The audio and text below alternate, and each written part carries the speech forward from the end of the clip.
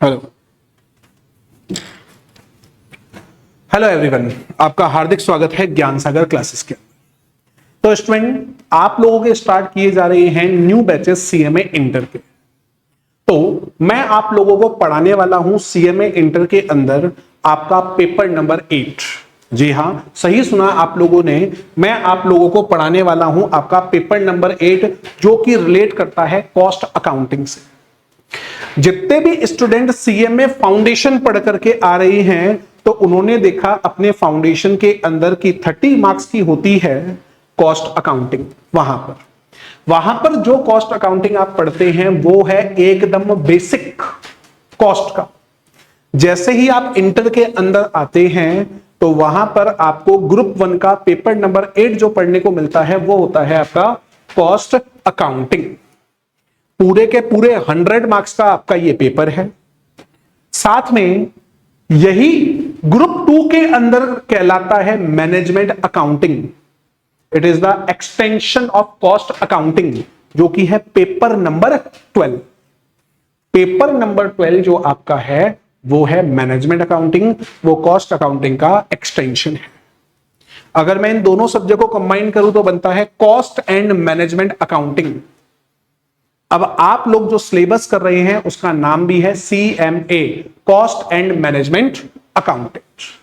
तो नाम में ही जब मेरे ये दो सब्जेक्ट हैं, तो ये सब्जेक्ट एक सीएमए के लिए कितने ज्यादा इंपॉर्टेंट है वो आप इसके नाम से ही समझ सकते हैं, राइट।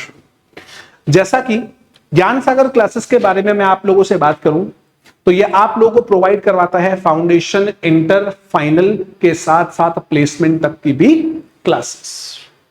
तो चलिए अब हम लोग स्टार्ट करते हैं हमारा कॉस्ट अकाउंटिंग का पूरा रोड मैप, कि मैं आप लोगों को कॉस्ट अकाउंटिंग किस बिहाफ पे पढ़ाऊंगा, कैसे पढ़ाऊंगा और कैसे हम लोग इसके अंदर हाईएस्ट मार्क्स स्कोर कर सकते हैं, उसके बारे में जानते हैं। देखिए, बेसिकली आपका पेपर नंबर 8 है जो कि रिलेट करता है कॉस्ट अकाउंटिंग से। अभी केवल मैं ग्रुप 1 के बारे में आप लोगों से बातचीत कर रहा हूं। इंटर के अंदर जैसे ही आप आते हैं तो आपके हर पेपर का पैटर्न कुछ इस तरीके का रहता है, जहां पर सबसे पहला क्वेश्चन आपको मिलता है एमसीक्यू बेस्ड, जहां पे आप लोगों को देखने को मिलते हैं 15 क्वेश्चन और हर क्वेश्चन रहता है 2 मार्क्स। तो फर्स्ट क्वेश्चन आपका हो गया 30 मार्क्स का, कंपल्सरी करना ही करना है। देखा जाए तो पास करने का जरिया सबसे अच्छा है। कोई नेगेटिव मार्किंग नहीं है, कोई रीजन नहीं लिख के आना, मुझे केवल ए बी सी डी टिक करना है और मेरा 30 मार्क्स का पार्ट है। अगर मेरे पूरे 15 क्वेश्चन सही हो गए तो 40 पास होने के लिए चाहिए 30, तो मेरे को इजीली मिल गए। उसके बाद आपके क्वेश्चन आते हैं 2 से लेकर के 8 तक, जिसके अंदर मैक्सिमम 6 क्वेश्चन, ये 7 क्वेश्चन है, ये 6 क्वेश्चन आएंगे ए और बी पार्ट में, जहां पे हर क्वेश्चन, हर पार्ट आपका होगा 7 मार्क्स का। एक क्वेश्चन ऐसा हो सकता है जो कि आपको डायरेक्टली मिले 14 मार्क्स का, पॉसिबिलिटी है, जरूरी नहीं है कि आपको 14 मार्क्स का क्वेश्चन मिले। हो सकता है हर क्वेश्चन के अंदर 2 पार्ट हो, A B A B A B. Total आएंगे आपके 7 क्वेश्चन। इन 7 क्वेश्चन के अंदर से आपको आपके एग्जाम में अटेंड करने हैं 5 question. 30 marks plus 70 marks, total हो गए 100 मार्क्स। टोटल पेपर आता है 128 मार्क्स का, जिसमें से 30 मार्क्स के एमसीक्यू कंपल्सरी है, करने ही करने हैं। बाकी बचे 98 में से तुम्हें पेपर अटेंड करना है ओनली ऑन 70 मार्क्स का, राइट। तो ये तो केवल कॉस्ट अकाउंटिंग का ही नहीं, आपके सारे के सारे पेपर का पैटर्न रहने वाला है। तो सीएमए के अंदर पास होना है तो टफ, लेकिन अगर सिस्टमेटिक तरीके से पेपर के ओवरव्यू के अकॉर्डिंग जाए तो हमारे 30 मार्क्स तो यहीं पे स्कोर हो जाते हैं। 8 पेपर को मैं मल्टीप्लाई कर लूं 30 से तो हो गए 240। पास होने के लिए चाहिए 400 नंबर, अगर मैं बहुत ग्रुप साथ में देता हूं तो 240 तो केवल किसने दे दिए है, एमसीक्यू ने। अब पास होने के लिए कितने चाहिए, 160 मार्क्स। तो एमसीक्यू भी की वैल्यू बहुत ज्यादा है। अगर वो करेक्ट हो रहे हैं पूरे 30 मार्क्स के, 26 मार्क्स के, 28 मार्क्स के, तो आके पास होने के चांसेस ज्यादा हो जाते हैं। केवल पास होने के ही नहीं, स्कोर करने के भी चांसेस ज्यादा हो जाते हैं। अब मैं आ जाता हूं कॉस्ट अकाउंटिंग पे वापस से। देखो, कॉस्ट अकाउंटिंग का जो आपका सिलेबस है बहुत छोटा सा सिलेबस है, कोई ज्यादा बड़ा सिलेबस नहीं है। कंपैरेटिवली अदर सब्जेक्ट बहुत छोटा सिलेबस है, तो इसको अगर ढंग से कंसेप्चुअली जिस तरीके से हम पढ़ाएं उस तरीके से अगर आप पढ़ते हैं तो आप स्कोर कर सकते हैं इजीली 70+। अपना पढ़ाने का पैटर्न सिंपल सा है, किसी भी चैप्टर का कंसेप्ट, देन उसका प्रैक्टिकल पार्ट, प्रैक्टिकल के बाद उसका रिवीजन, रिवीजन के जस्ट बाद लिया जाता है टेस्ट आप लोगों का, राइट। अब मैं इसके सिलेबस के बारे में बात करूं तो देखो, सबसे पहले बात हो रही है कॉस्ट की। तो हम लोगों को सबसे पहले जानना पड़ेगा कि आखिर कॉस्ट क्या होती है। सबसे पहले मुझे जानना पड़ेगा आखिर कॉस्ट क्या होती है। तो जब कभी भी कोई भी प्रोडक्ट या कोई भी सर्विस प्रोवाइड करवाई जाती है पब्लिक को या किसी दूसरे पर्सन को, तो उसके अंदर बहुत सारे रिसोर्सेस का यूज लिया जाता है। बहुत सारे रिसोर्सेस का यूज लिया जाता है। उन रिसोर्सेस की इकोनॉमिक वैल्यू को हम लोग बोलते हैं कॉस्ट। प्रोडक्ट, सर्विस, कोई प्रोडक्ट बनाना है तो उसमें मटेरियल भी लगेगा, उसके अंदर लेबर भी लगेगी, उसके अंदर एक्सपेंसेस भी लगेंगे। उन सबका अगर मैं कॉम्बिनेशन कर देता हूं तो वो कहलाती है टोटल कॉस्ट, राइट। तो उनकी टोटल को कॉस्ट बोलेंगे। तो इसका मतलब कॉस्ट के अंदर एक तो आता है मटेरियल, एक आता है लेबर और एक आता है एक्सपेंसेस। आखिर मटेरियल की कॉस्ट कितनी लगी, आखिर मटेरियल की कॉस्ट कितनी लगी, उसके लिए अलग से पूरा का पूरा एक चैप्टर हम लोगों को पढ़ना पड़ेगा मटेरियल। आखिर लेबर की टोटल कॉस्ट कितनी लगी, उसके लिए मुझे अलग से एक पूरा का पूरा चैप्टर पढ़ना पड़ेगा लेबर। किसी प्रोडक्ट पे ऊपर जो अदर एक्सपेंसेस लगते हैं और उन अदर एक्सपेंसेस को हम लोग प्रोनाउंस करते हैं ओवरहेड्स। बाद में चर्चा करेंगे डिटेल के अंदर कि आखिर ये ओवरहेड्स होते क्या हैं, बट इन एक्सपेंसेस को ही हम कहते हैं ओवरहेड्स। तो आखिर डिजाइन का खर्चा है, सुपरवाइजर का खर्चा है, ऑफिस का खर्चा है, फैक्ट्री का खर्चा है, सेलिंग का खर्चा है, ये सब मिलकर के कहलाते हैं ओवरहेड्स। तो ये एक चैप्टर और हमें पढ़ना पड़ेगा।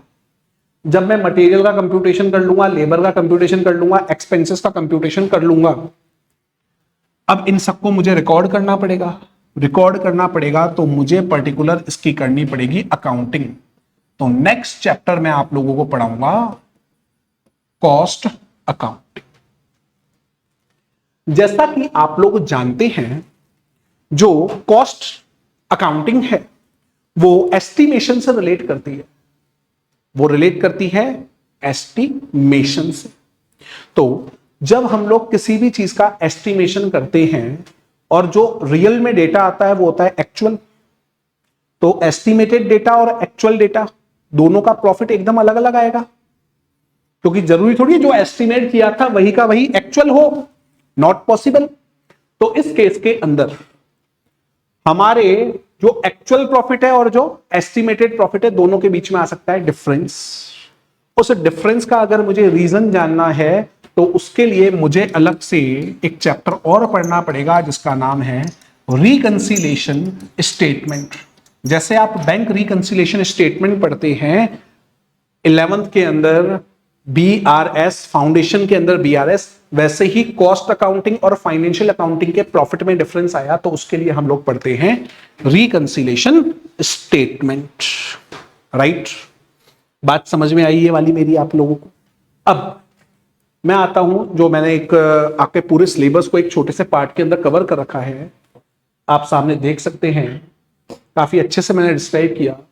सबसे पहले मैंने आपको बताया हमें क्या पढ़ना पड़ेगा, मटेरियल, फिर आपको पढ़ना पड़ेगा लेबर, फिर आपको पढ़ने पड़ेंगे ओवरहेड्स, इनकी अकाउंटिंग करनी है तो कॉस्ट अकाउंटिंग पढ़नी पड़ेगी। टोटल कॉस्ट को कंप्यूट करने के लिए एक स्टेटमेंट बनाया जाता है जिसको बोलते हैं कॉस्ट शीट। तो एक आपको पढ़ना पड़ेगा कॉस्ट शीट और एक आप लोगों को पढ़ना पड़ेगा रिकंसिलिएशन, राइट। तो ये था बेसिक आपके सिलेबस का एक छोटा सा इंट्रोडक्शन। हमारा सीएमए इंस्टीट्यूट आईसीएमआई बोलता है कि आपके सिलेबस के अंदर ये 4 चैप्टर और इसके साथ एक थियोरेटिकल चैप्टर और है जिसको हम बोलते हैं cost accounting standard, theoretical part है। ये 5 चैप्टर मिलकर के आप लोगों को देकर करके जाते हैं 40 मार्क्स। जो हम लोग 128 मार्क्स की बात कर रहे हैं ना, वो सब कवर होता है। उसमें से ये कितने नंबर का पार्ट है, 40 मार्क्स का पार्ट है, जिसके अंदर से भी कुछ अश्योरिटीज हैं। कॉस्ट अकाउंटिंग के अंदर कॉस्ट शीट का एक क्वेश्चन कंफर्म हर बार 7 मार्क्स का आएगा। रिकंसिलिएशन स्टेटमेंट में से हर बार एक क्वेश्चन 7 मार्क्स का आएगा। ओवरहेड्स में से हर बार एक क्वेश्चन 7 मार्क्स का आएगा, कंफर्म्ड है। मटेरियल और लेबर हैं तो दोनों 7 मार्क्स के ही, लेकिन प्रैक्टिकल किसका आएगा इसका कोई भी परसेंटेज नहीं है। ये 100% कंफर्म्ड है। हो सकता है मटेरियल की थ्योरी आ जाए तो लेबर का प्रैक्टिकल आ जाएगा, लेबर की थ्योरी आ जाए तो प्रैक्टिकल किसका आ सकता है, मटेरियल का। और कॉस्ट अकाउंटिंग स्टैंडर्ड का 10 मार्क्स की थ्योरी जो कि आपको मिलेगा क्वेश्चन नंबर 8, ये भी फिक्स है। फिक्स तो ये भी है जो कि आपका कॉस्ट शीट का क्वेश्चन आएगा वो होगा क्वेश्चन नंबर 2 का ए, ओवरहेड्स का क्वेश्चन होगा 3 का ए। ये भी फिक्स है। जो पैटर्न अभी हमारा आईसीएमआई फॉलो करता है उसमें पेपर पैटर्न, चैप्टर का पैटर्न, किस तरीके का क्वेश्चन आएगा वो भी फिक्स्ड, राइट। मैंने एक छोटी सी बात बोली थी, स्कोर करना तो है लेकिन हमें हाई स्कोर करना है, तो हमें पैटर्न के अकॉर्डिंग पढ़ेंगे ताकि हमारे मार्क्स क्या हो सके, हाई हो सके। सिंपल सी बात। उसके बाद ये तो छोटी सी बात हो गई। इसके बाद हम लोग पढ़ते हैं मेथड्स। अब ये मेथड्स क्या है उसके बारे में थोड़ी सी चर्चा करते हैं। हम लोग अलग अलग तरीके के प्रोडक्ट प्रोवाइड करते हैं, हम लोग अलग अलग तरीके की सर्विसेज प्रोवाइड करते हैं, अलग अलग तरीके के प्रोडक्ट बनाते हैं, अलग अलग तरीके की सर्विसेज देते हैं। अगर सर्विसेज की बात करूं प्रोडक्ट से एकदम अलग है। मुझे अगर उसकी टोटल कॉस्ट का कंप्यूटेशन करना है तो उसके लिए कॉस्ट को कंप्यूट करने के लिए एक मेथड पढ़ा जाएगा जिसका नाम होता है सर्विस कॉस्टिंग। अगर मैं किसी पर्टिकुलर प्रोडक्ट के बारे में बात करूं, ऐसा प्रोडक्ट जो पब्लिक के लिए बनाया जा रहा है एट अ लार्ज स्केल, जिसके अंदर प्रोडक्शन कंटिन्यूअस नेचर का होगा, उसके लिए एक मेथड हम फॉलो करते हैं जिसका नाम होता है प्रोसेस कॉस्टिंग। इसके बाद अगर मुझे कोई स्पेसिफिक प्रोडक्ट बनाना है, फॉर एग्जांपल मुझे डिजाइनर लहंगा बनवाना है, शेरवानी बनवानी है, प्रिंटिंग का कोई पर्टिकुलर कोई काम करवाना है, तो यहां पे मुझे स्पेसिफिक स्किल्स की जरूरत पड़ेगी। तो उस केस के अंदर हम लोग फॉलो करते हैं जॉब कॉस्टिंग मेथड को, राइट। इसके बाद मुझे कंस्ट्रक्शन से रिलेटेड कोई काम करना है, भैया कॉस्टिंग पढ़ रहे हैं, कॉस्ट अकाउंटिंग हर फील्ड में एक्सपर्ट करेगा। अब कोई कंस्ट्रक्शन का काम करना चाहता है तो कंस्ट्रक्शन का काम करने के लिए हम लोग एक चैप्टर पढ़ेंगे जिसका नाम होगा contract costing.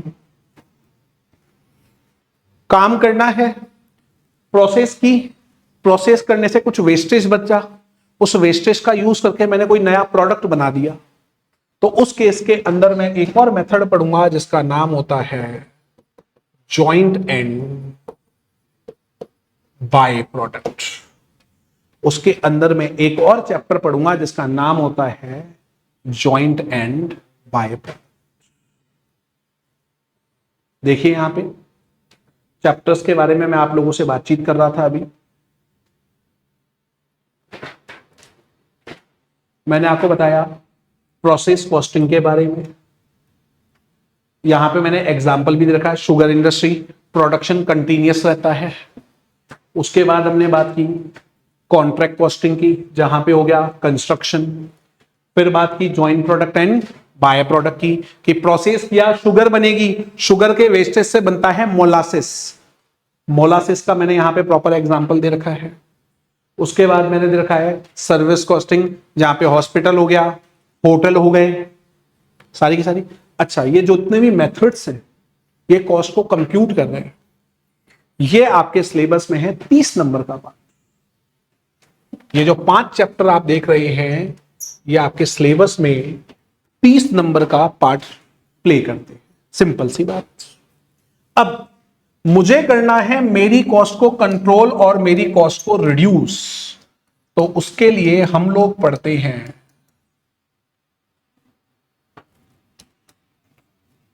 Techniques of costing. उसके लिए हम लोग पढ़ते हैं टेक्निक्स ऑफ कॉस्टिंग। जब बात की जाती है टेक्निक्स ऑफ कॉस्टिंग के बारे में, इसका सिंपल सा लॉजिक है, जो कॉस्ट सोची गई है और जो एक्चुअल में काम परफॉर्म हुआ, दोनों के बीच में आ गया डिफरेंस। डिफरेंस हुआ तो पैसा लगा ज्यादा। Now I want to control my cost for future purpose. इसके लिए हम लोग पढ़ते हैं टेक्निक्स, और हम लोग 3 तरीके की टेक्निक्स पढ़ते हैं। सबसे पहली टेक्निक है स्टैंडर्ड कॉस्टिंग, दूसरी है मार्जिनल कॉस्टिंग, और तीसरी है बजटरी कंट्रोल। ये 3 चैप्टर आपके सिलेबस के अंदर है 90 नंबर के। Shocking, 90 number. कॉस्ट अकाउंटिंग में तो 30 नंबर के हैं। 40 मार्क्स का इंट्रोडक्शन, 30 मार्क्स के मेथड, 30 मार्क्स की टेक्निक्स। लेकिन टेक्निक्स के मैंने मार्क्स कितने बोले? 90।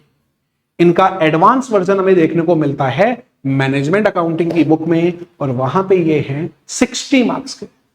3 चैप्टर वहां पे कितने नंबर के हो जाते हैं? 60 मार्क्स के। राइट।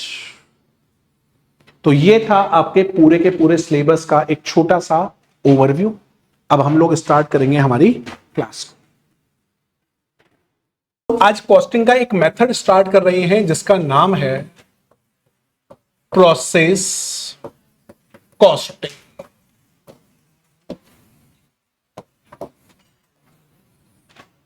चीजों को पहले विजुअलाइज करेंगे, उसके बाद आगे की बातचीत करेंगे। अब हो सकता है 2-4 को भूख लगना भी लग जाए, हो सकता है, क्योंकि एग्जाम्पल ही कुछ ऐसे ही लिए जाएंगे। लगनी चाहिए, थोड़ी भूख भी जरूरी है।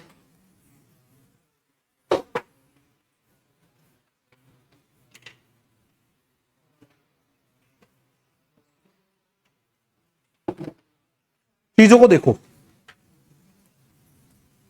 आप लोग कोचिंग से जस्ट बाहर निकलते हो, ठीक है, घर से बाहर निकलते हो तो आसपास में बहुत सारी बेकरी शॉप्स देखते हो। मैं उन बेकरी शॉप्स की बात कर रहा हूं जहां पे रेगुलर वे में प्रोडक्शन चलता रहता है। मैं केवल शॉप की बात नहीं कर रहा, मैं जहां पर प्रोडक्शन भी चलता रहता है। 2-4 के मुंह में पानी अभी से आना स्टार्ट हो चुका है। ठीक, जो कुकीज बेकरी शॉप के अंदर बनाए जा रहे हैं, जो कुकीज बेकरी शॉप के अंदर बनाए जा रहे हैं, उन कुकीज से रिलेटेड अगर मैं बातचीत करूं आप लोगों से, तो सबसे पहले या तो मैदा के होंगे या आटा के होंगे या दोनों के मिक्सअप के कुकीज होंगे। तो सबसे पहले वो लोग आटा मैदा इकट्ठा करेंगे, उसके अंदर जो जो चीजों का मिक्सचर करना है उस मिक्सचर को मिक्स करेंगे। तो पर्टिकुलर कुछ पर्सन तो वो मिक्सचर परमानेंट वही तैयार कर रहे होते हैं। उनका काम ही क्या है? मिक्सचर को रेगुलर वे के अंदर रेडी करना। अपन बात कर लेते हैं सनफीस्ट की बात कर सकते हैं, ठीक है, सनराइज बेकर्स की बात कर सकते हैं, केक वर्ल्ड नाम का फ्रेंचाइजी है पूरी, उसकी बात कर सकते हैं। तो रेगुलर उन्होंने 2 लोगों को काम दे रखा है, 10 लोगों को काम दे रखा है। तुम्हारा काम क्या है? केवल इस मिक्सचर को रेडी करने का काम है। ठीक है, मिक्सचर रेडी हुआ। दूसरे डिपार्टमेंट के अंदर दूसरे लोगों का काम है उस मिक्सचर को प्रॉपर वे के अंदर ब्लेंड करके उसके बाद उसको शेप के अंदर डाल करके बेक करने का काम है। 2 डिपार्टमेंट। अब वो बेक होकर के बाहर आ गए। अब उसके ऊपर छोटे छोटे क्या बोले जाते हैं, चॉकलेट, चेरी नहीं, चोको चिप्स लगाने का काम होता है। अब ये तीनों काम होंगे, इन तीन काम के होने के बाद ही कुकीज बनेंगी और उसके बाद पैक होगा मामला। मैं पैक की बात ही नहीं कर रहा हूं। अब सडनली एज अ ओनर मैं मेरी बेकरी के अंदर गया, खाने वाला नहीं हूं मैं, यह मत समझना। मैं कौन हूं? मैं हूं बेकरी का ओनर। मैंने बोला अभी कितने गुड्स, कितने केजी कुकीज आप लोगों ने बनाए हैं, मुझे उसकी कॉस्ट का कंप्यूटेशन करके दो। अब समस्या हो गई। मैंने जाके वहां पूछा जितनी भी कुकीज बनी हैं उनकी मेरे को कॉस्ट का कंप्यूटेशन करके बताओ कितने रुपए लगे हैं। तो सबसे पहले मटेरियल वाले के पास जाएंगे जो मिक्स कर रहा था सबको, जो सबको मिक्स कर रहा था। वो बोलेगा सर ये तो मिक्सचर है, इसकी कॉस्ट बता दूंगा तो कुकीज की कॉस्ट थोड़ी निकल करके आएगी। दूसरे डिपार्टमेंट के पास गया तो उसने बोला भैया मेरा काम तो इनको ब्लेंड करके बेक करने का, तो मैं तो कैसे कॉस्ट बता दूं सारी की सारी, क्योंकि गुड्स तो अभी तैयार नहीं है। आप तो काम करो, थर्ड वाला है ना जो चोको चिप्स लगा करके गुड्स को तैयार कर रहा है, उससे जाके कॉस्ट पूछो। मैं सीधा उसके पास गया तो उसने बोला मैं 10 किलो चोको चिप्स लाया था, इनके ऊपर लगा रहा हूं। तो मैं तो केवल आपको 10 किलो चोको चिप्स की कॉस्ट बता सकता हूं, कुकीज की कॉस्ट कितनी है वो तो मैं बता ही नहीं सकता। दूसरे पर्सन से मैंने पूछा तो दूसरे पर्सन से बोला मैंने कहा कितने यूनिट बने? बोला टोटल 10,000 यूनिट है और कॉस्ट लगी है 10 लाख रुपए, सॉरी 1 लाख रुपए। मैंने कहा ठीक है, 1 लाख डिवाइड बाय 10,000 तो एक कुकी की कॉस्ट कितनी हो गई? 10 रुपए। तुमने टोटल कॉस्ट के अंदर टोटल क्वांटिटी का डिवाइड दे दिया। लेकिन यहां पे भी एक बहुत बड़ी समस्या, समस्या सुनोगे तो तुम बोलोगे सर एकदम सही बात है। ये जो 10,000 यूनिट की बात हो रही है, इसके अंदर अभी बन करके नहीं आए वो यूनिट। इसके अंदर कुछ यूनिट ऐसे हैं जो बेक होने के लिए गए हुए हैं, कुछ यूनिट है जिनके ऊपर चोको चिप लग करके तैयार हो चुकी है, और कुछ का अभी मटेरियल पेंडिंग है। तो कहने का मतलब कुछ अभी रॉ मटेरियल के फॉर्म में है, कुछ वर्क इन प्रोग्रेस के फॉर्म में है। जो बेक हो रहे हैं वो क्या है? वर्क इन प्रोग्रेस के फॉर्म में है। और तीसरे जो फिनिश गुड्स बनकर के तैयार हो गए हैं, हमने तो क्या किया, जो 10,000 यूनिट्स बनकर के तैयार हो गए थे सीधा उसका डिवाइड दे दिया। तो न तो मेरे रॉ मटेरियल की कॉस्ट का पता लगा, न मेरी वर्क इन प्रोग्रेस की कॉस्ट का पता लगा। समस्या। तो उस समस्या का सबसे बड़ा समाधान है प्रोसेस कॉस्टिंग। ऐसे गुड्स जिनको बनाने के लिए हमें अलग अलग प्रोसेस से गुजरना पड़ रहा है, जिसमें हमें अलग अलग प्रोसेस से गुजरना पड़ रहा है और हर प्रोसेस की कॉस्ट का कंप्यूटेशन मुझे अलग से करना पड़ेगा, उस कॉस्ट की टेक्निक को, उस कॉस्ट के मेथड को बोलते हैं प्रोसेस कॉस्टिंग। क्या बोलेंगे? Process costing. सिंपल सी बात। सबसे बड़ी चीज एक और है इसके अंदर, मटेरियल वाला क्या एक बार काम करके छोड़ देगा, बाद में फिर 10 महीने बाद आएगा, 1 महीने बाद आएगा, 2 महीने बाद आएगा, या कंटिन्यू उसका काम है मिक्सचर को रेडी करते रहना। कंटिन्यू काम है, मिक्सचर रेडी करेगा, वो अपनी प्रोसेस करेगा, दूसरा वाला बैग की प्रोसेस करेगा, तीसरा वाला चोको चिप लगाएगा। तो ये प्रोसेस क्या होगा? ये जो तीनों फंक्शन है साइमल्टेनियसली चलते रहेंगे, कोई भी फंक्शन कभी भी बंद नहीं हो सकता। मतलब काम क्या होगा? कंटिन्यूअस होगा। काम क्या होगा? कंटिन्यूअस होगा। एक और चीज इसके अंदर सबसे इंपॉर्टेंट है, कुकीज के अलग अलग शेप की आएंगी या सेम शेप की आएंगी? कहां से शेप की बात कर रहे हैं भैया? अलग अलग कैसे आएगी? या उनका जो मोल्ड होगा, जो उसका मोल्ड होगा उसमें तो सेम शेप की निकल करके आएंगी ना बार बार, अलग अलग तो पॉसिबल ही नहीं है। तो जो गुड्स है वो होगा होमोजीनियस। गुड्स कौन सा होगा? होमोजीनियस। भैया कोई चीनी बना रहा है तो चीनी की शेप अलग अलग आती है क्या? जो एक दाना उसका आ रहा है वो तो सबकी शेप क्या होने वाली है? सेम वैसे की वैसी होने वाली है ना? हाँ या ना? तो उस तरीके के प्रोडक्ट की टोटल कॉस्ट का कंप्यूटेशन करने के लिए प्रोसेस कॉस्टिंग पड़ता है, राइट?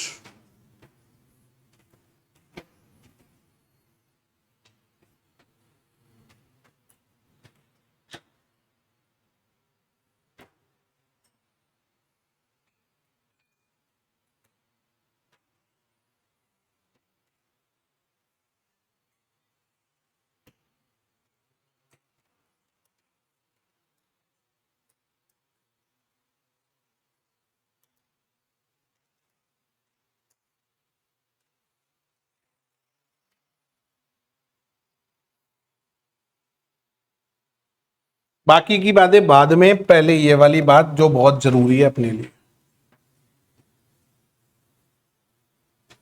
प्रोसेस ऑफ प्रोडक्शन, हम लोग किसकी बात कर रहे हैं? कुकीज की बात कर रहे हैं।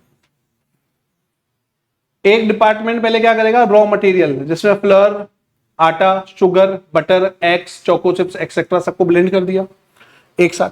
एक्चुअली क्या होता है, जरूरी नहीं है चोको चिप्स आप स्टार्टिंग में ही डालें, वो आप लास्ट में भी डाल सकते हैं। प्रोसेस 1 के अंदर क्या किया जाएगा? मिक्सिंग का काम। प्रोसेस 2 के अंदर क्या किया जाएगा? इनको बेक किया जाएगा। प्रोसेस 3 के अंदर अलग से एक डिपार्टमेंट होगा जो उसको कूलिंग का काम करेगा। प्रोसेस 4 के अंदर क्या होगा? इनकी पैकिंग की जाएगी प्रॉपर वे के अंदर, तब जाके आपके पास क्या बनेगा? फिनिश गुड्स बनेगा। अब मुझे अगर इसकी टोटल कॉस्ट का कंप्यूटेशन करना है तो फिनिश गुड्स की कॉस्ट पे आने के लिए मुझे इसके पास भी जाना पड़ेगा, इसके पास भी जाना पड़ेगा, इसके पास भी जाना पड़ेगा और इसके पास भी जाना पड़ेगा। और जब सबकी कॉस्ट का मैं टोटल करूंगा तब जाकर के मेरे पास फिनिश गुड्स की टोटल कॉस्ट कंप्यूट होगी। उससे पहले मेरे पास कॉस्ट का कंप्यूटेशन नहीं हो सकता। तो जहां पर प्रोडक्शन हो कंटिन्यूअस नेचर का और होमोजीनियस प्रोडक्ट हो, वहां पर टोटल कॉस्ट का कंप्यूटेशन करने के लिए कॉस्ट की जो मेथड यूज होता है उसे बोलते हैं प्रोसेस कॉस्टिंग। फूड आइटम, अब कुकीज को छोड़ो, food items, example pizza, burger, momos, सोचो, खाने के बारे में नहीं, बनाने के बारे में। Food items, cold drink, public at large के लिए बन रही है, कंटिन्यूअस प्रोडक्शन चलता रहेगा चलता रहेगा। सर्दियों गर्मियों कोल्ड ड्रिंक मिलती है, आइसक्रीम सर्दियों या गर्मियों मिलती है, तुम्हारे बर्गर मोमो पिज्जा जो भी है मिलते ही मिलते हैं। तो सारे फूड आइटम्स। दूसरा आ गया ड्रिंक आइटम्स। अब ड्रिंक आइटम्स दो तरीके के होते हैं, क्यों बेटा राजगुरु? सही है ना? एक थोड़ा एनर्जी लाने के लिए, दूसरा 4 गुना एनर्जी लेके आने के लिए। ठीक है, क्योंकि दूसरी ड्रिंक के बाद ही तो रियलिटी बाहर आती है, उसमें एनर्जी भी ज्यादा आती है। भैया उसकी भी तो प्रोसेस है।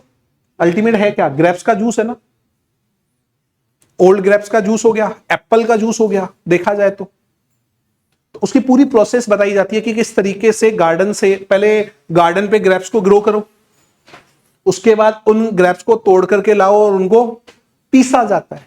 मशीनों से नहीं पीसा जाता, ये और सबसे बड़ी बात है, पैरों से कुचला जाता है उसको एक तरीके से देखा जाए तो। लेकिन वो प्रॉपर जो प्रोसेस होती है एकदम क्लीन और नीट होती है।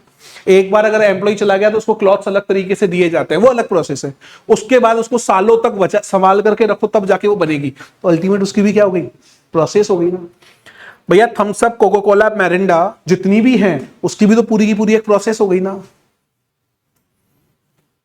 घी बनाना है तो उसकी भी तो पूरी की पूरी प्रोसेस हो गई।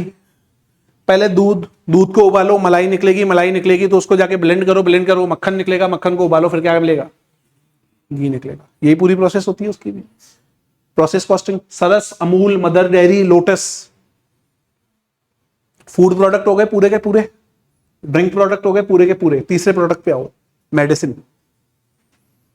3-4 प्रोडक्ट को मिक्सअप, विटामिन भी चाहिए, प्रोटीन भी चाहिए, न्यूरॉन्स भी चाहिए, XYZ सब कुछ चाहिए, तब जाके वो एनर्जी बनेगी उस मेडिसिन के अंदर। तो उसकी भी पूरी की पूरी क्या हो गई? प्रोसेस हो गई। केमिकल रिएक्शन के थ्रू ही तो मेडिसिन बन करके आ रही है ना, पूरी प्रोसेस। क्या ये एक लोग के लिए बनी है? पब्लिक एट लार्ज के लिए बन रही है। तो हो सकता है आज ही क्लास के अंदर 2-4 लोग बैठे हो, पैरासिटामोल खा रहे हैं, सर दर्द हो रहा है। किसी का बहाना ये लाइट सर ज्यादा है, हमारे सर पे पड़ती है इसलिए हमारे सर में दर्द हो जाता है। रियलिटी यही है। किसी ने रात को नींद नहीं की, क्यों नहीं की उसका रीजन नहीं जानना अपन को जानना है कि भैया नींद नहीं की तो सर दर्द हो रहा है। किसी ने स्पेक्स लगा लिया तो भैया स्पेक्स मेरे को सूट नहीं कर रहा, मेरे सर में दर्द हो रहा है, पॉसिबिलिटी है। तो अल्टीमेट वो क्या खाएगा? पैरासिटामोल खाएगा, पब्लिक एट लार्ज के लिए ना। डिस्प्रिन खाएगा, पब्लिक एट लार्ज के लिए। तो इनके प्रोडक्शन की कॉस्ट का अगर मुझे पता करना है तो इसके लिए मुझे जो चैप्टर पढ़ना पड़ेगा उसका नाम है प्रोसेस कॉस्टिंग। राइट? बात क्लियर है सभी को? अब देखो इधर, सिंपल सी सारी चीजें क्लियरली मेंशन की हुई हैं। A method of costing used in industry where similar and homogeneous products are produced in large quantity through a continuous process. तीन चीजों की बात कर रहा हूं स्टार्टिंग से, homogeneous product, public at a large, और होने क्या चाहिए, कंटिन्यूअस प्रोडक्शन। वहां पे टोटल कॉस्ट का कंप्यूटेशन करने के लिए हम लोग एप्लीकेबल करते हैं प्रोसेस कॉस्टिंग। पहली बात ओके। दूसरी बात, process costing is a method of costing used to ascertain the cost per unit, इसको अभी के लिए भूल जाओ, of a homogeneous product which passes through series of process और स्टेजेस। बात समझ में आई? हेडिंग डालो, ये दो चीजें जो मैंने बोली है उसको लिखो पहले, बाकी की बात बाद में करते हैं।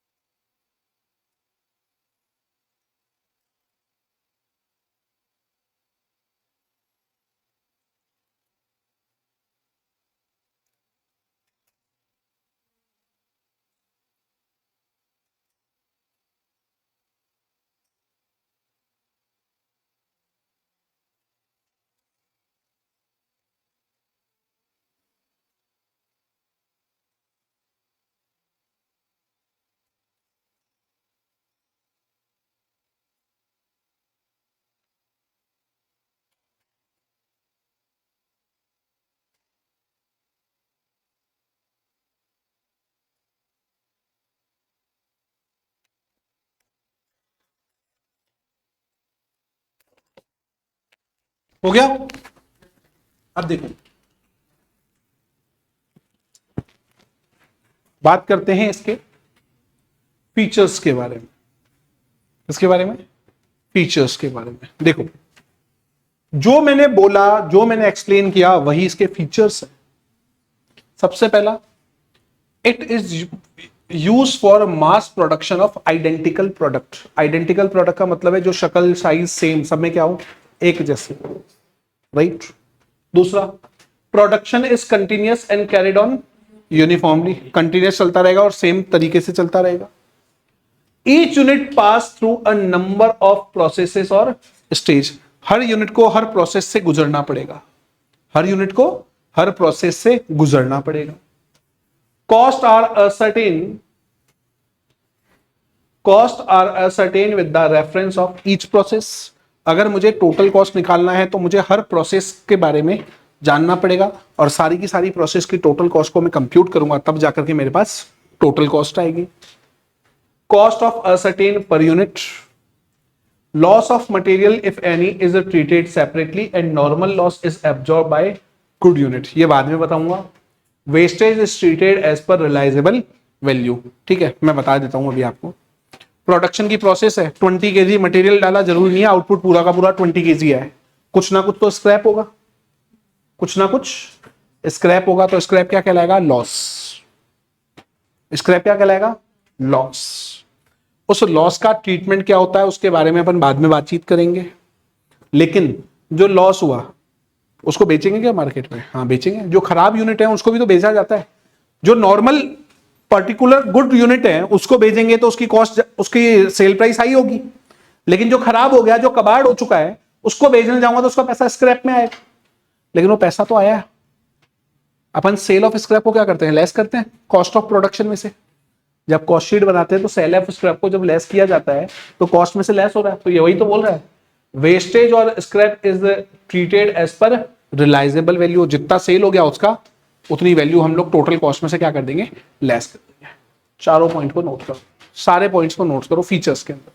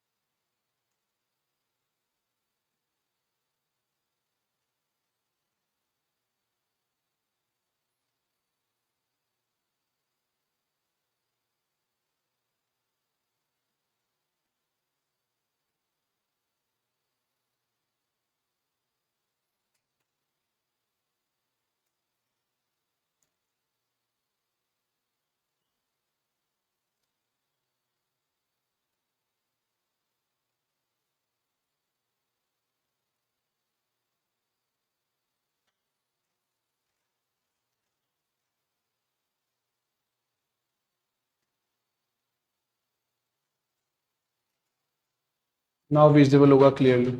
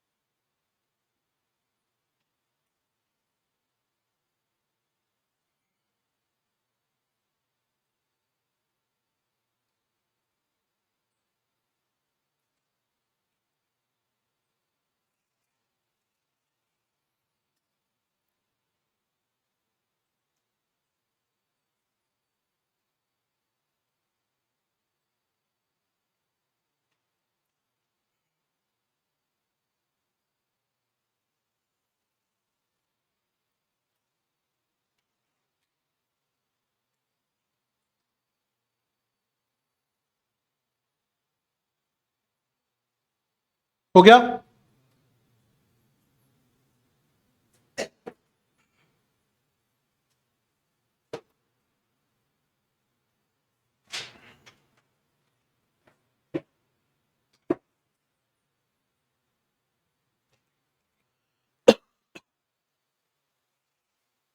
चलिए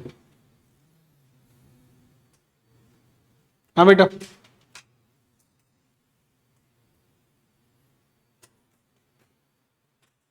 जब तो जाता है 10 दिन की गई फिर। नया रूल है, ध्यान रखना। चलो सामने देखना अब। सबसे पहले तो एप्लीकेबिलिटीज की कहां है, देखो हेडिंग एप्लीकेबिलिटी लिखा। एप्लीकेबिलिटी में लिखो food and drink product, food and drink products, medicines, food and drinks. Drink का नाम कैसे भूल सकते हो तुम? दूसरा मेडिसिन्स, तीसरा paint, PAINT, petroleum product, petroleum product etcetera. ठीक है, अब देखो अपन को करना है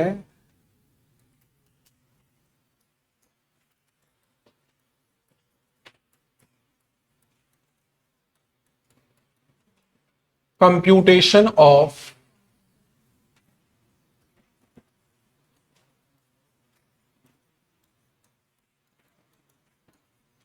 प्रोडक्शन कॉस्ट। रीजन दूंगा, टोटल कॉस्ट का क्यों नहीं, केवल प्रोडक्शन कॉस्ट का क्यों, सबके रीजन मिलेंगे, पहले समझो। अपन ने रॉ मटेरियल डाला,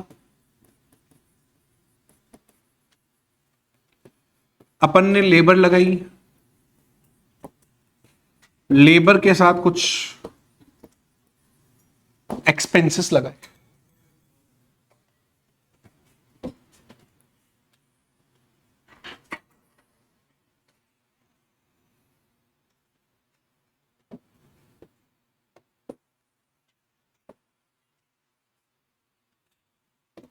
समझना, नोट करने के पीछे नहीं जाना है, अभी काफी चेंजेस होंगे।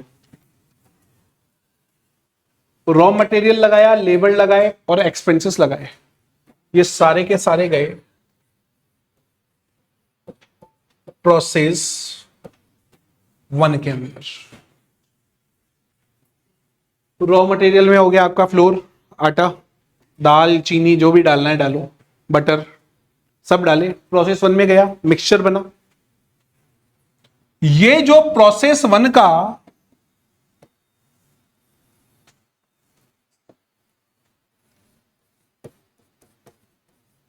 आउटपुट आएगा, ये सीधा का सीधा जाएगा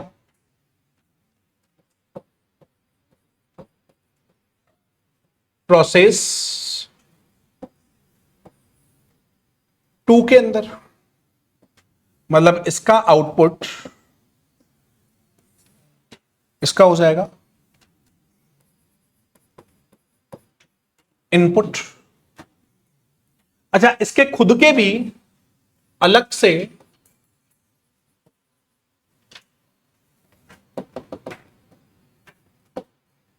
मटेरियल भी लग सकता है, लगेगा ही लगेगा, लेबर भी लगेगी। चोको चिप डालनी है ना, इसके लिए क्या है, मटेरियल है, लेबर का काम तो होगा ही होगा, और यहां से इनपुट ट्रांसफर होकर के आ रहा है, सब कुछ इसके अंदर गया। अब इस प्रोसेस का आउटपुट आएगा, ये सीधा का सीधा नेक्स्ट प्रोसेस का इनपुट होगा। इसके भी खुद के मटेरियल भी लगेगा, खुद की लेबर भी लगेगी, तब जाके लास्ट में मेरे पास आएगा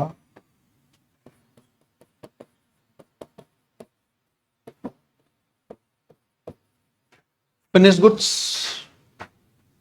ये फिनिश गुड्स आएगा, इसके बाद इसके अंदर मैं करूंगा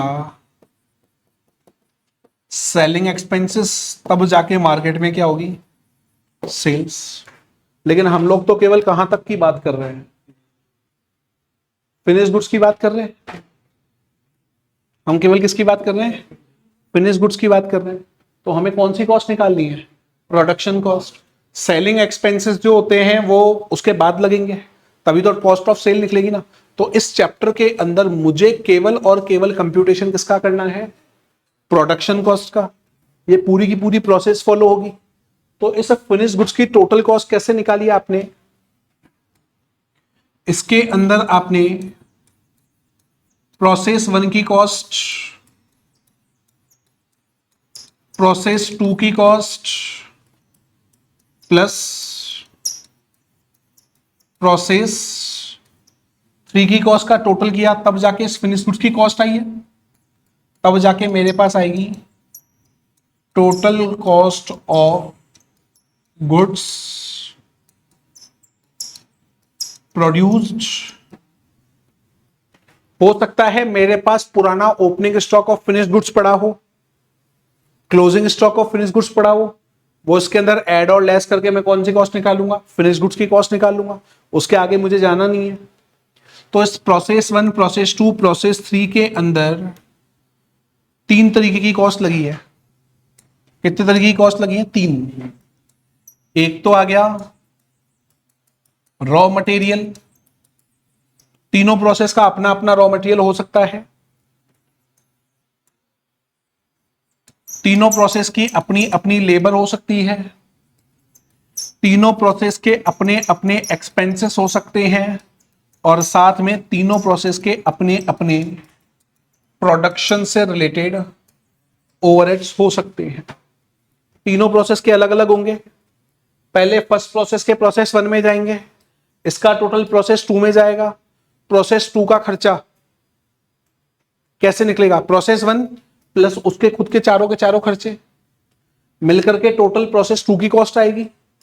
प्रोसेस 2 का खर्चा किस में जाएगा, प्रोसेस 3 में, क्योंकि इसका आउटपुट इसका क्या कहलाएगा, इनपुट। फिर इसके खुद के खर्चे होंगे, सबको ऐड करके क्या बनेगा, फिनिश गुड्स। तब जाके मेरे पास क्या आएगी, टोटल कॉस्ट आएगी। बात आई समझ में, नोट करो पूरा।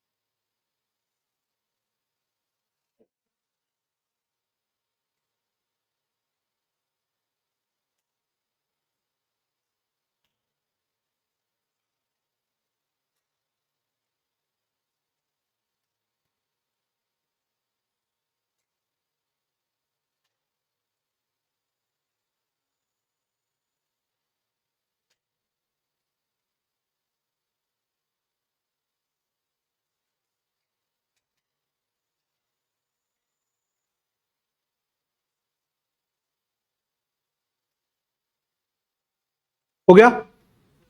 चलूं आगे?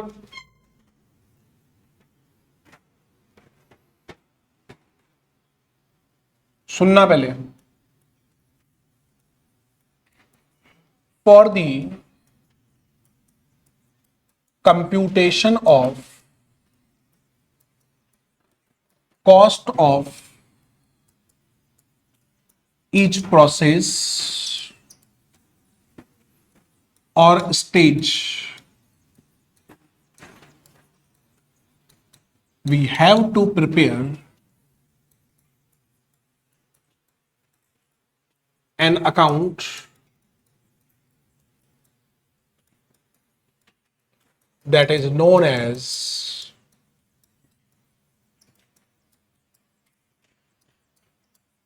Process account. हर प्रोसेस की कॉस्ट अलग अलग निकलेगी, अलग अलग निकलेगी, तो उसकी कॉस्ट को कंप्यूट करने के लिए मुझे अलग से एक अकाउंट बनाना पड़ेगा जिसका नाम होगा प्रोसेस अकाउंट।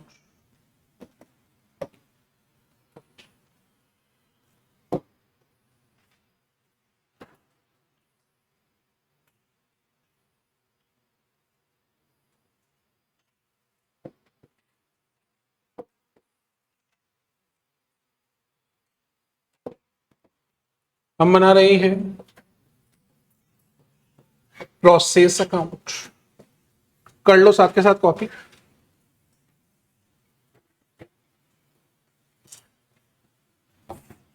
प्योर अकाउंटिंग है। अब पर्टिकुलर्स, पहला कॉलम यूनिट्स का, दूसरा कॉलम पर यूनिट की रेट का, तीसरा कॉलम अमाउंट का। क्रेडिट साइड में भी पहला कॉलम पर्टिकुलर्स का, दूसरा कॉलम यूनिट का, तीसरा कॉलम रेट का, लास्ट कॉलम अमाउंट का।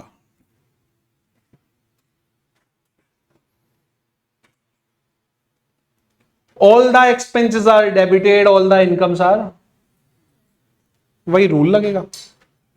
सबसे पहले लिखोगे टू, भैया खुद की प्रोसेस का मटेरियल लगेगा,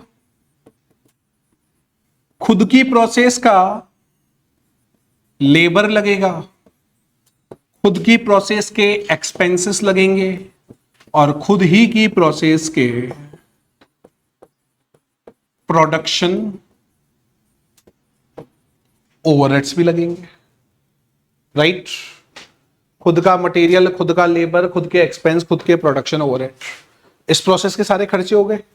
अब इन सभी का टोटल नेक्स्ट प्रोसेस में ट्रांसफर होगा, तो लिखूंगा by process two account. Process two की जगह मैं यहां लिखता हूं by next process account. First process से कहां चला गया? Next process. लेकिन क्या जरूरी है क्या जितना इनपुट दिया था पूरा का पूरा वही इनपुट आए? नहीं, हम लोगों को हो सकता है किसी भी तरीके का नॉर्मल लॉस, हम लोगों को हो सकता है किसी भी तरीके का एबनॉर्मल लॉस। क्या होते हैं अभी बातचीत करेंगे इसके बारे में। बाय नॉर्मल लॉस और बाय एबनॉर्मल लॉस। हो सकता है मुझे कोई एबनॉर्मल गेन भी हो जाए लॉस के बजाय, तो टू एबनॉर्मल गेन अकाउंट। कोई सी भी चीज बैलेंस इन फिगर में निकल करके आ सकती है।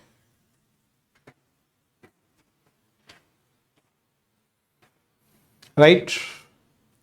अब प्रोसेस वन हो गया, मैं जाऊंगा प्रोसेस टू में। ये बेसिक है, एकदम बेसिक। डेबिट में सारे एक्सपेंसेस, क्रेडिट में ये आइटम, ये याद रखने अपन को। मैं नेक्स्ट प्रोसेस में जाऊंगा तो पहले इसकी कॉस्ट को भी तो ट्रांसफर करूंगा ना उस प्रोसेस के अंदर। क्या बोल रहा हूं समझना। अब मुझे जाना है नेक्स्ट प्रोसेस में। तुझे यहीं रहना है, तुझे कहीं नहीं जाना भाई।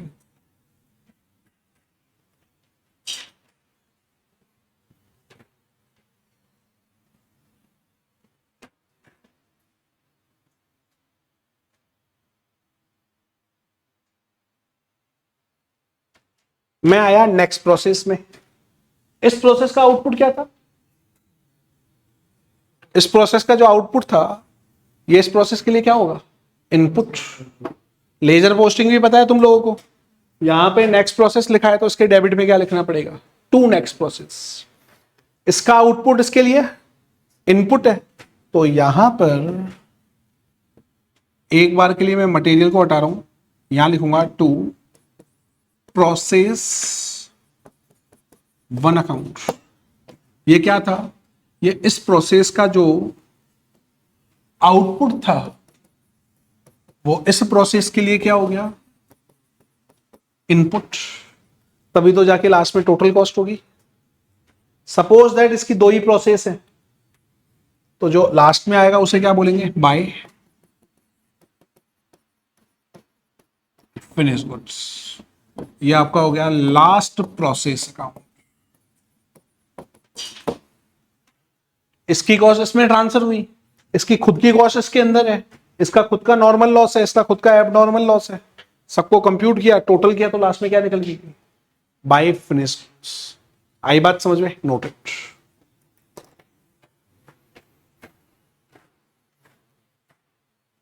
बोलो, नोट करो जल्दी से।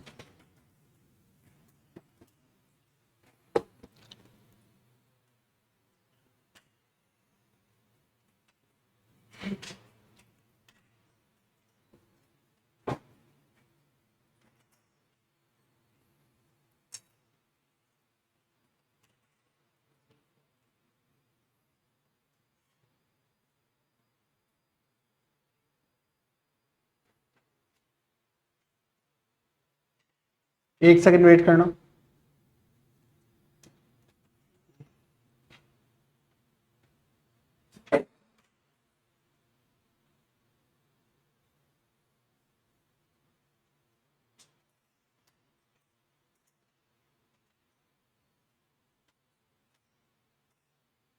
करो।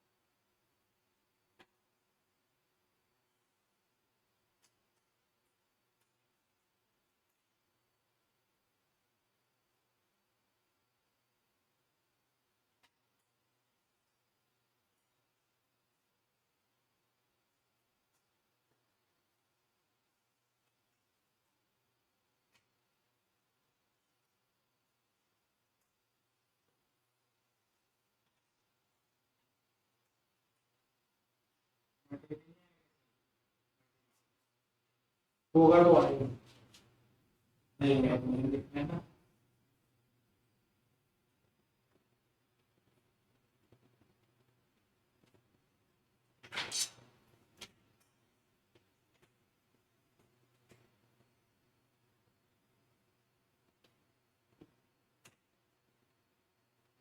हो गया,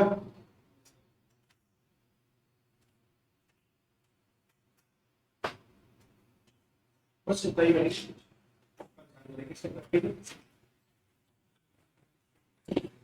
चैप्टर का प्रैक्टिकल जब स्टार्ट करेंगे कल, लेकिन प्रैक्टिकल अभी 1 या 2 दिन रुकने के बाद थोड़ा कंसेप्ट क्लियर और करूंगा। हर चैप्टर की स्टार्टिंग की 3 क्लासेस बहुत इंपॉर्टेंट होती है, ये ध्यान रखना अच्छे से। हर चैप्टर की स्टार्टिंग की 3 क्लासेस, क्योंकि पूरा चैप्टर उसी के ब्याह पे चलता है आगे। तो इस बात का ध्यान रखें और छुट्टियों के ऊपर थोड़ा सा कंट्रोल रखें। धन्यवाद।